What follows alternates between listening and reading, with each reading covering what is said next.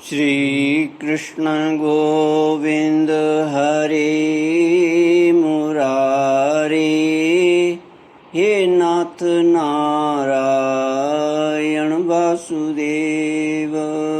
श्री कृष्ण गोविंद हरे मुरारे, हे नाथ नारायण वासुदेव। ओम नमो भगवते वासुदेवाय। ओम नमो भगवते वासुदेवाय। कृष्णाय वासुदेवाय हरये परमात्मने प्रणतक्लेशनाशाय गोविन्दाय नमो नमः। सच्चिदानन्दरूपाय विश्वोत्पत्त्यादिहेतवे तापत्रयविनाशाय श्रीकृष्णाय वयं नमः। सच्चित आनंद स्वरूप परमात्मा जो सृष्टि के उत्पत्ति, पालन और संहार करता है तथा जीवों के आध्यात्मिक, आदि दैविक, आदि भौतिक तापों को नष्ट करने वाले हैं, अर्थात जीवों के मानसिक, शारीरिक और भौतिक दुखों को दूर करने वाले हैं, उन श्री कृष्ण भगवान को हम नमस्कार करते हैं। श्री कृष्ण गोविंद हरे मुरारे, हे नाथ नारायण वासुदेव। श्रीमद्भागवत चतुर्थ स्कंद अथ एकोविंशतिअध्यायः। अथ एकविंशोऽध्यायः।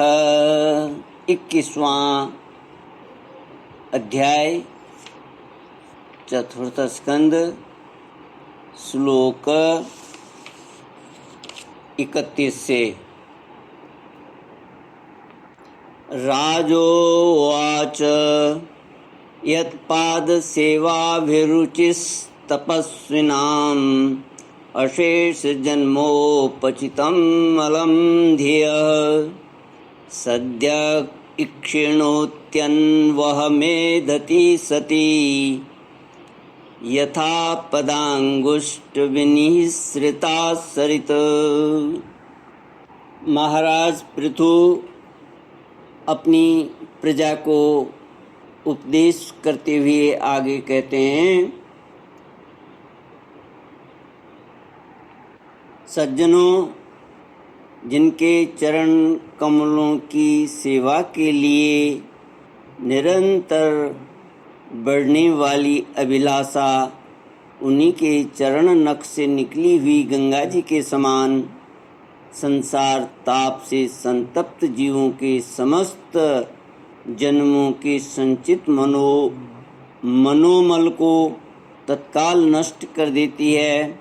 जिनके चरण तल का आश्रय लेने वाला पुरुष सब प्रकार के मानसिक दोषों को धो डालता तथा वैराग्य और तत्व साक्षात्कार रूप बल पाकर फिर इस दुखमय संसार चक्र में नहीं पड़ता, और जिनके चरण कमल सब प्रकार की कामनाओं को पूर्ण करने वाले हैं, उन प्रभु को आप लोग अपनी अपनी आजीविका के उपयोगी वर्णाश्रमोचित अध्यापन आदि कर्मों तथा ध्यान, स्तुति, पूजा आदि मानसिक, वाचिक एवं शारीरिक क्रियाओं के द्वारा भजें। महाराज पृथु अपनी प्रजा को उपदेश कर रहे हैं कि उन परमात्मा को आप हर प्रकार से भजें। हृदय में किसी प्रकार का कपट न रखें तथा यह निश्चय रखें कि हमें अपने अपने अधिकारानुसार इसका फल अवश्य प्राप्त होगा।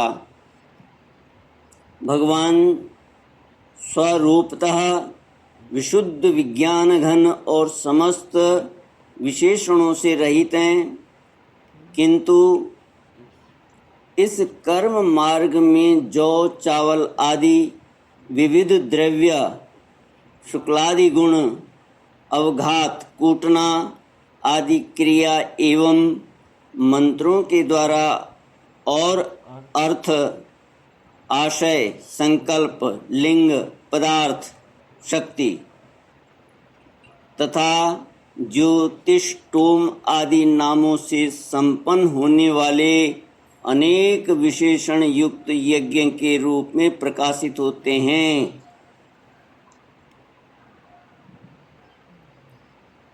जिस समय जिस प्रकार एक ही अग्नि भिन्न भिन्न काष्ठों में उन्हीं के आकार आदि के अनुरूप भासती है, उसी प्रकार वे सर्वव्यापक प्रभु परमानंद स्वरूप होते हुए भी प्रकृति, काल, वासना और अदृष्ट से उत्पन्न हुए शरीर में विषयाकार बनी हुई बुद्धि में स्थित होकर उन यज्ञ यागादि क्रियाओं के फल रूप से अनेक प्रकार के जान पड़ते हैं। अहो, इस पृथ्वी तल पर मेरे जो प्रजाजन यज्ञ भोक्ताओं के अधीश्वर सर्वगुरु श्री हरि का एकनिष्ठ भाव से अपने अपने धर्मों के द्वारा निरंतर पूजन करते हैं, वे मुझ पर बड़ी कृपा करते हैं।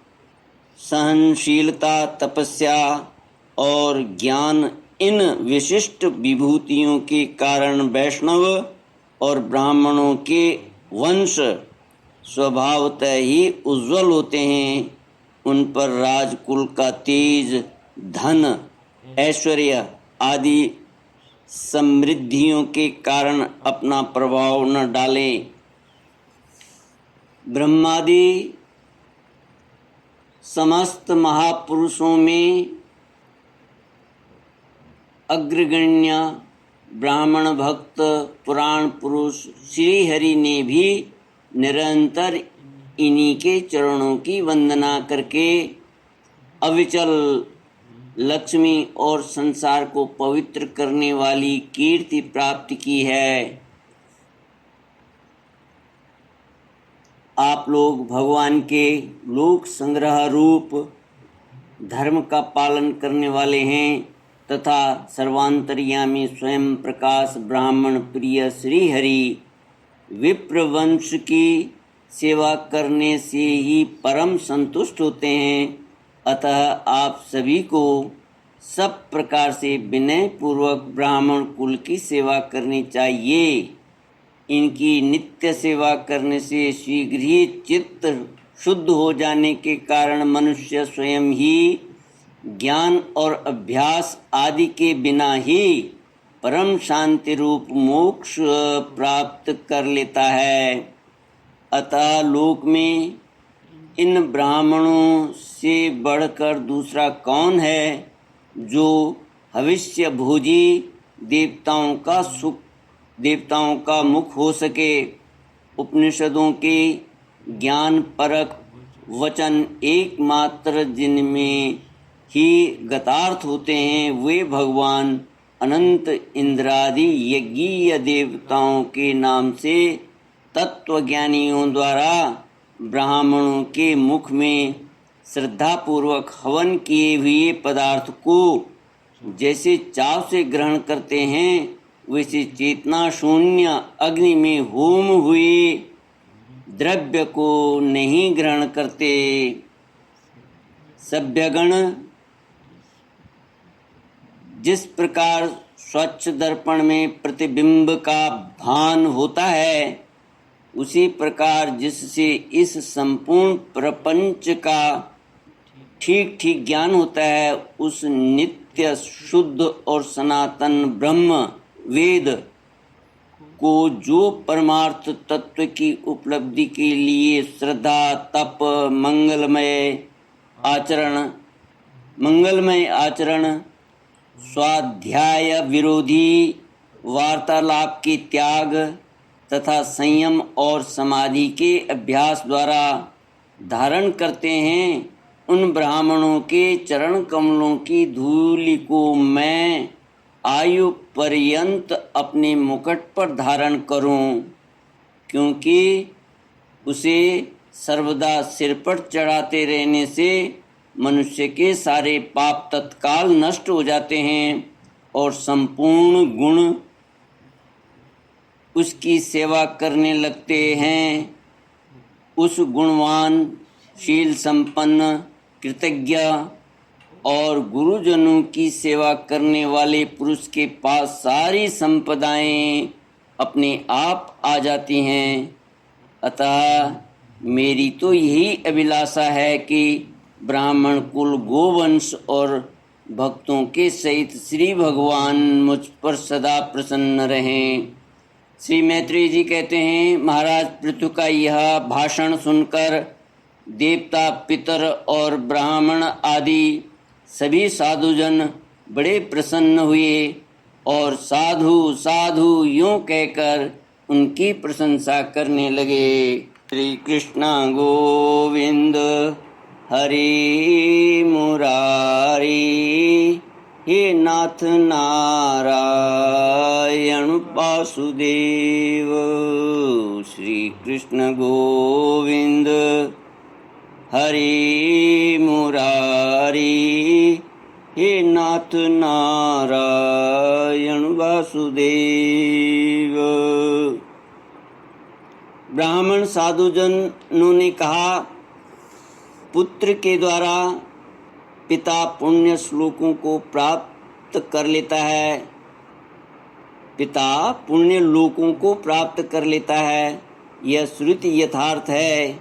पापी वेन ब्राह्मणों के शाप से मारा गया था, फिर भी इनके पुण्य बल से उसका नरक से निस्तार हो गया। इसी प्रकार हिरण्यकशिपु भी भगवान की निंदा करने के कारण नरक में गिरने वाला ही था कि अपने पुत्र प्रहलाद के प्रभाव से उन्हें पार कर गया। वीरवर पृथु जी, आप तो पृथ्वी के पिता ही हैं और सब लोगों के एकमात्र स्वामी श्री हरि में भी आपकी ऐसी अविचल भक्ति है, इसलिए आप अनंत वर्षों तक जीवित रहें। आपका सुयश बड़ा पवित्र है। आप उदार कीर्ति ब्रह्मण्य देव श्री हरि की कथाओं का प्रचार करते हैं। हमारा बड़ा सौभाग्य है। आज आपको अपने स्वामी के रूप में पाकर हम अपने को भगवान के ही राज्य में समझते हैं। स्वामिन, अपने आश्रितों को इस प्रकार का श्रेष्ठ उपदेश देना आपके लिए कोई आश्चर्य की बात नहीं है, क्योंकि अपनी प्रजा के ऊपर प्रेम रखना तो करुणामय महापुरुषों का स्वभाव ही होता है। हम लोग प्रारब्धवश विवेकहीन होकर संसारारण्य में भटक रहे थे, सो प्रभु आज आपने हमें इस अज्ञानांधकार के पार पहुंचा दिया। आप शुद्ध सत्व में परम पुरुष हैं, जो ब्राह्मण जाति में प्रविष्ट होकर क्षत्रिय जाति में प्रविष्ट होकर ब्राह्मणों की तथा दोनों जातियों में प्रतिष्ठित होकर सारे जगत की रक्षा करते हैं। हमारा आपको नमस्कार है। श्री कृष्ण गोविंद हरि मुरारी, हे नाथ नारायण वासुदेव। इति श्रीमद्भागवते महापुराणे पारमहंस्यां संहितायां चतुर्थस्कन्धे एकविंशोऽध्यायः। ओम पूर्णमदः पूर्णमिदं पूर्णात् पूर्णमुदच्यते पूर्णस्य पूर्णमादाय पूर्णमेवावशिष्यते। ओम शांति शांति शांति। हरि ओम श्री गुरुभ्यो नमः। हरि ओम।